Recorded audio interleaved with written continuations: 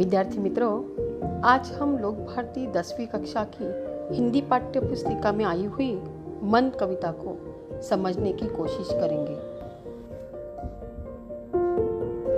कवि विकास परिहार जी ने अपनी मन इस कविता में जीवन के कई जीवन मूल्य, आदर्श, प्रकृति वैभव, जीवनानुभव को व्यक्त करने की कोशिश की है। मन यह कविता हाइकू शैली में लिखी है। हाइकू जापानी शैली की लघु कविता है। लघु मतलब सबसे छोटी। इसमें कुल 17 वर्ण होते हैं। पहली पंक्ति में 5 वर्ण, दूसरी पंक्ति में 7 वर्ण और तीसरी पंक्ति में 5 वर्ण, यानी कुल मिलाकर 17 वर्णों की, 17 अक्षरों की यह कविता होती है। विद्यार्थी मित्रों, चलो हम कोशिश करते हैं इस हाइकू का सरल अर्थ जानने की। पहली हाइकू, घना अंधेरा चमकता प्रकाश और अधिक। घने अंधेरे में थोड़ा सा प्रकाश भी तेजमय लगता है, मानो वह अंधेरे पर विजय पाना चाहता है।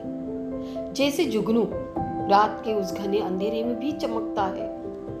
मनुष्य को भी जीवन में अगर दुखों के बादल छा जाए और कुछ दिखाई न दे तो हौसला रखकर उस अंधेरे को छेद देने की कोशिश करनी चाहिए। उसकी वह छोटी सी कोशिश भी अंधेरे में मार्ग दिखाएगी। करते जाओ, पाने की मत सोचो, जीवन सारा। बच्चों, तुम्हें यहाँ गीता का अर्थ याद आया होगा। गीता में यही कहा गया है, कर्मण्ये वाधिकारस्ते मा फलेषु कदाचन। अर्थात अपने कर्म करते रहो, फल की चिंता मत करो। एक न एक दिन फल जरूर मिलेगा, बस सिर्फ कर्म करते रहना है। जीवन नैया मझधार में डोले, संभाले कौन। यहाँ कवि ने हमें ही प्रश्न पूछा है। जन्म से मृत्यु का सफर मतलब जीवन। हम सबको यह सफर पार करना है। कभी कभी अचानक उत्पन्न हुए दुख, मुसीबतों से हमारा मन डोलने लगता है। उस वक्त हमें संभालना है। उसे संभालने के लिए कोई नहीं आएगा, हमें मदद करने कोई नहीं आएगा। बस हमारी नाव को हमें ही संभालना होगा, हमें ही हमारी मदद करनी होगी। हमारी नैया को संभालने के लिए कोई नहीं आएगा, हमें ही हिम्मत से हमारी नैया को किनारे पर लाना होगा। रंग बिरंगे रंग संग लेकर आया फागुन। अर्थात फागुन महीना वसंत ऋतु लेकर आता है और उस ऋतु में रंग बिरंगी फूल खिलते हैं, मानो प्रकृति हमारे साथ होली खेल रही है। इसी माह में तो होली आती है और हम सब उन रंगों में रंगीन हो जाते हैं और जीवन में हम रंग भर देते हैं। कवि हमें यही समझाने की कोशिश करते हैं कि जीवन में रंग कितने महत्वपूर्ण होते हैं।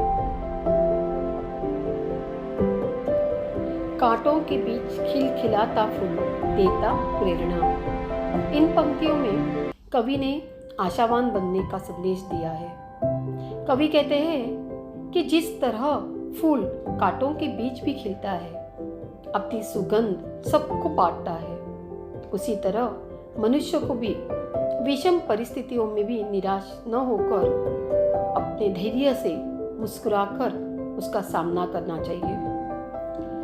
शायद हमसे ही कोई प्रेरणा लेकर आगे बढ़े। अगले हाइकू की ओर बढ़ते हैं। भीतरी कुंठा आंखों के द्वार से आई बाहर। हमारी आंखें बहुत कुछ बोलती है, कभी खुशी से चमकती है तो कभी दुखों में झरती है। जीवन में दुख से घिरने पर मन निराश हो जाता है। वही निराशा कभी कभी आंसुओं के रूप में बाहर आती है। मन के भाव आंखों से झलकते हैं और इसीलिए हमें दूसरों के चेहरों से, उनकी आंखों से उनकी भावनाओं को पढ़ने की कोशिश करनी चाहिए। खारे जल से धुल गए विषाद, मन पावन। बच्चों, जब कोई अपना अपमान करता है या कोई डांट लगाता है तब हमें बहुत गुस्सा आता है। पर जब पता चलता है उनके डांट के पीछे की भावना और अपनी गलती का एहसास, तब हमारे आंखों से आंसू झलकते हैं। वो होते हैं हमारे पछतावे के आंसू, और इसी खारे पानी से हमारे मन का सारा मैल साफ हो जाता है और हमारा मन निर्मल होता है। मृत्यु को जीना जीवन विष पीना है जिजीविषा। जिजीविषा यानी जीने की इच्छा, विष यानी जहर। कवि कहते हैं जीवन तो जहर है, उसे पीना ही पड़ेगा। यानी कि कितनी बार जीवन में हमें अपमान, दुख, पीड़ा सहनी पड़ती है और कभी कभी तो मृत्यु का अनुभव भी करना पड़ता है, पर हमें हिम्मत रखकर उस जहर को अमृत में परिवर्तित करना होगा। मृत्यु जीवन का अंतिम सत्य है और उसका स्वीकार हमें करना ही होगा। मन की पीड़ा छाई बन बादल, बरसी आंखें। मन की वेदना जब सह नहीं जाती तब आंखें बरसने लगती है। जब कभी दूसरों का दुख देखते हैं तो भी मन में पीड़ा होती है, कभी अपने मन की पीड़ा से तो कभी दूसरों की मन की पीड़ा से। आंखों से तो आंसू झलक ही पड़ते हैं। चलती 7 पटरियां रेल की, फिर भी मौन। जिस प्रकार पटरियां आपस में कभी नहीं मिलती, अगर मिली तो गाड़ी आगे नहीं बढ़ती, उसी प्रकार जीवन की गाड़ी भी सुख और दुख की पटरियों से ही गुजरती है, पर एक साथ नहीं आती। जीवन में कभी सुख आता है तो कभी दुख आता है। इसलिए मनुष्य को अपनी मंजिल को अगर पाना है तो उसे ये सुख और दुख की पटरियों पर चलना ही पड़ेगा, यानी कि उसका स्वीकार करना ही पड़ेगा। सितारे छिपे बादलों की ओट में, सुना आकाश। बच्चों, तारों से भरा आकाश कितना सुंदर दिखाई देता है, पर जब यही सारे सितारे बादलों की ओट में छिप जाते हैं तब आकाश सूना हो जाता है। उसी प्रकार हमारे जीवन की खुशियों के तारों पर दुख के बादल कभी कभी छा जाते हैं और तब जीवन सूना और मन उदास हो जाता है। तब मनुष्य ने इस दुख रूपी बादलों को दूर करने की कोशिश करनी चाहिए। तुमने दिए जिन गीतों को स्वर हुए अमर।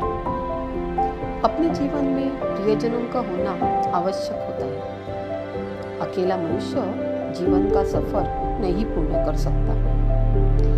उन्हीं की सहायता से हम अपने जीवन के गीत को सुमधुर बनाते हैं। उनके ऋण हमें कभी भूलने नहीं चाहिए और उनकी यादें हमेशा अमर होती हैं। अब 13वीं हाइकू अंतिम, उसका सरल अर्थ देखते हैं। सागर में भी रहकर मछली प्यासी ही रही।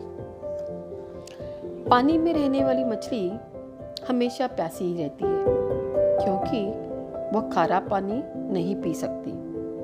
उसे मीठे पानी की तलाश में सागर की गहराई में जाना पड़ता है। और उसी तरह मनुष्य को भी सब कुछ पास पास होते हुए भी, मतलब सुख का सागर होते हुए भी, वो और सुख की तलाश पे दुख की ओर बढ़ता जाता है। उसे दुख झेलना पड़ता है और वह प्यासा ही रह जाता है। उसकी सुख की प्यास कभी भी नहीं बुझती। उम्मीद करती हूँ विद्यार्थी मित्रों, आप सबको यह हाइकू अच्छी तरह से समझी होगी। अगर अच्छी लगे तो शेयर जरूर करें ताकि दूसरे विद्यार्थी भी इसका लाभ उठा सके। तो सब्सक्राइब करें और घंटी बजाना न भूलें। धन्यवाद।